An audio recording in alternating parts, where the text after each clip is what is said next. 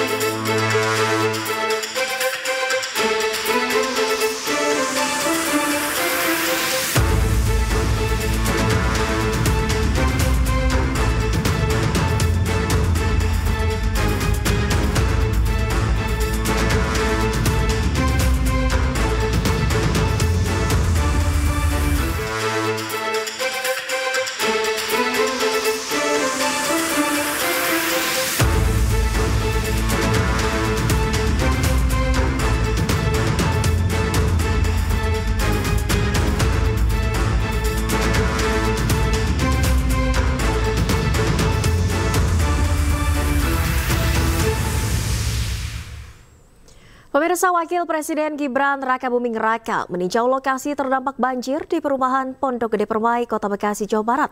Dalam tinjauannya, Gibran mengecek kondisi rumah-rumah warga yang terdampak banjir dan menemui korban banjir di pengungsian.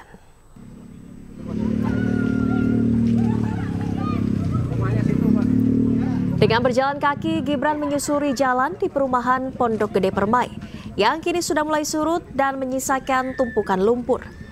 Dalam kunjungannya, Gibran sempat berbincang dengan warga yang rumahnya terdampak banjir. Gibran juga mengecek beberapa rumah warga yang terdampak.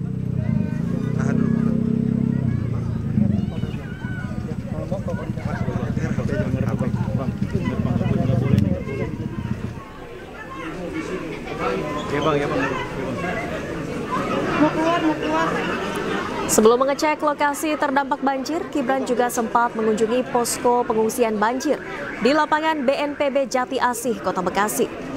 Ditemani Wali Kota Bekasi Tri Adianto dan Kepala BNPB Letjen TNI Suharyanto, Gibran langsung menemui para pengungsi.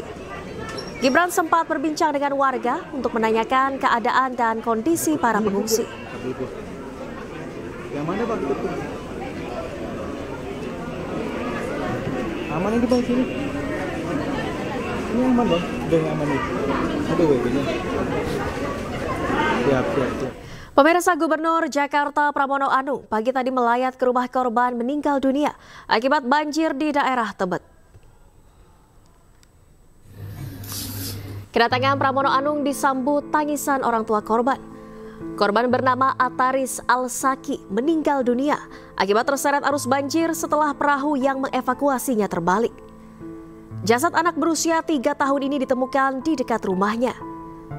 Gubernur Jakarta Pramono Anung menyampaikan bela sungkawa kepada keluarga korban. Ia juga meminta seluruh jajaran pemerintah daerah Jakarta untuk segera bekerja atasi banjir.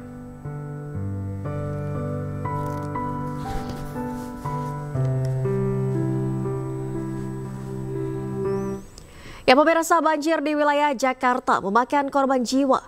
Bocah berusia 3 tahun harus meregang nyawa karena terbawa arus saat hendak dievakuasi dari rumahnya di kawasan Tebet, Jakarta Selatan. Saat ini korban bernama Ataris Al-Saki telah dimakamkan di tempat pemakaman umum Menteng Pulo, Jakarta Selatan. Sejumlah kerabat dan tetangga terus berdatangan untuk menyampaikan duka cita.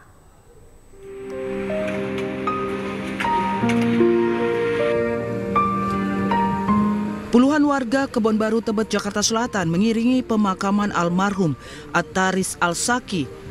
Batita yang berusia 3 tahun meninggal dunia terseret arus banjir pada Selasa kemarin. Ayah korban ikut ke pemakaman tak kuasa menahan kesedihan. Sementara kediaman rumah korban terus didatangi pelayat untuk menyampaikan duka cita. Saat proses evakuasi, Batita tersebut ditemani ayah dan kakaknya. Akibat derasnya arus Kali Ciliwung, perahu karet yang ditumpangi mereka bersama tim SAR terbalik hingga menyebabkan sang Batita terbawa arus. Sementara kakak korban berhasil diselamatkan. Proses pencarian memakan waktu hingga 9 jam, di mana korban baru ditemukan sekitar jam setengah 1 malam, tepat di belakang musola Gang Perintis saat air mulai surut. Korban ditemukan dalam kondisi badan kaku dan sudah tidak bernyawa. Tapi saya koordinasi sama yang ibu korban, katanya belum ada yang masuk, belum ada yang nyari. Jadi akhirnya dicari tuh sama warga situ yang tahu medan itu. Warga situ ikut membantu mencari dari kejadian sampai akhirnya alhamdulillah ketemu di pukul 00.30 dini hari tadi. Itu diketemukan saat arusnya udah mulai surut, banjirnya udah mulai surut. Diketemukan katanya di dekat di belakang musola, di bawah saung. Posisi korban itu lagi telentang, katanya udah kaku, udah nggak bernyawa lagi. Terus itu ditemuin sama temennya suami korban. Dan pemirsa, kita akan kembali mengupdate informasi terkini kondisi banjir di Kebon Pala, Jakarta Timur bersama rekan Indra Setiabudi. Selamat sore Indra, bagaimana kondisi di pengungsian jelang waktu berbuka puasa?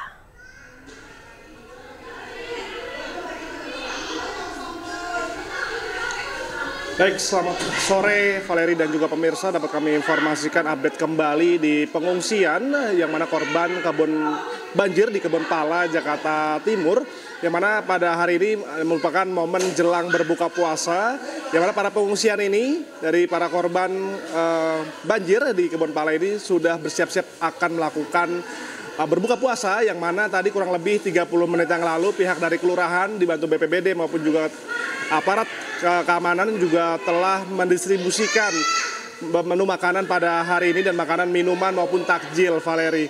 Dan pantauan kami, mereka sudah siap-siap akan melakukan berbuka puasa pada hari ini. Dan kalau kita bisa informasikan, Valeri dan juga pemirsa, beginilah situasi terkini. Tadi kami juga melihat bahwasannya mereka akan melakukan ibadah. Juga bisa berbuka puasa, sahur cukup, dan bahkan menurut mereka lebih. Tadi bahkan ada anak kecil yang sengaja memang saya ingin mendengarkan. Anak kecil kan biasanya jauh lebih jujur. Mereka mengatakan semuanya bahkan rata-rata lebih senang di sini daripada di rumahnya. Tetapi apapun yang terjadi, maka pemerintah Jakarta siap untuk mengantisipasi, termasuk kalau kemudian tanggal 11 Maret sampai dengan 20 Maret memang akan ada curah hujan seperti yang dilaporkan oleh BMKG. Walaupun pemerintah Jakarta tadi saya sudah memerintahkan untuk melakukan modifikasi dari awal supaya kemudian curah hujannya tidak seperti yang terjadi kemarin, di mana memang di beberapa wilayah terutama di Bogor dan sekitarnya curah hujannya itu ada yang bahkan sampai di atas 200. Memang kalau di atas 150 pasti beban itu akan menjadi beban Jakarta, dan kalau itu terjadi kemungkinan besar akan terjadi banjir. Kemarin saya bersama dengan Kepala Dinas Sumber Daya Air, Kepala Dinas Sosial, Wali Kota terkait, kita sudah melihat di lapangan, termasuk melihat di pintu air Manggarai, dan mudah-mudahan apa yang dilakukan oleh pemerintah Jakarta ini bisa memberikan pelayanan yang terbaik bagi warga. Silakan kalau ada pertanyaan. Apa? Coba tadi Bu Wali. Untuk hari ini Mbak, atau dari awal?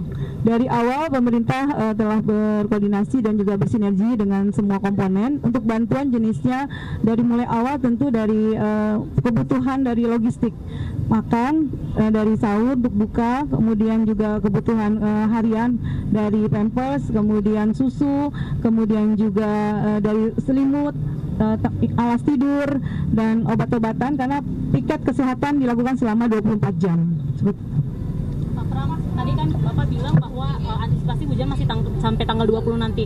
Jadi apakah warga akan tetap di sini dulu sampai tanggal 20 atau seperti apa, Pak? Ya, tentunya kami memberikan kebebasan kepada warga, tapi kalau sampai tanggal 20 kan terlalu lama ya. 11.20 kan terlalu lama. Jadi kalau kemudian warga akan kembali ke rumahnya masing-masing dipersilakan. Tetapi pemerintah Jakarta akan mengantisipasi informasi yang dapat didapatkan dari BMKG tadi, ya. Mas Pram, tadi kan Ibu Dewi tadi menyampaikan kalau besoknya anak-anak sudah mulai sekolah begitu, tapi kan ada kendala seperti seragam dan buku-buku yang hanyut kalau dari tindakan Pemprov. Tapi saya sudah memerintahkan untuk dipenuhi. Jadi tetap sekolah ya Mas ya? Izin menambahkan Mas, langkah antisipasi melakukan puncak kita masuk ke situ.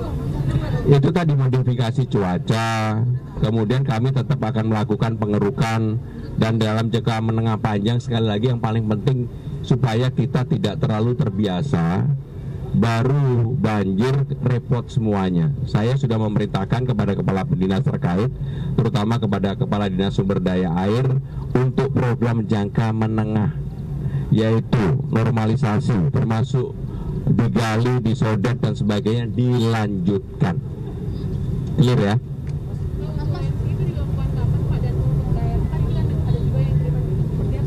Nanti OMC akan bekerja sama BMKG dengan Badan Penanggulangan Bencana Daerah, Pak Maruli yang akan bertanggung jawab untuk itu. Waktunya tentunya mereka yang akan melakukan.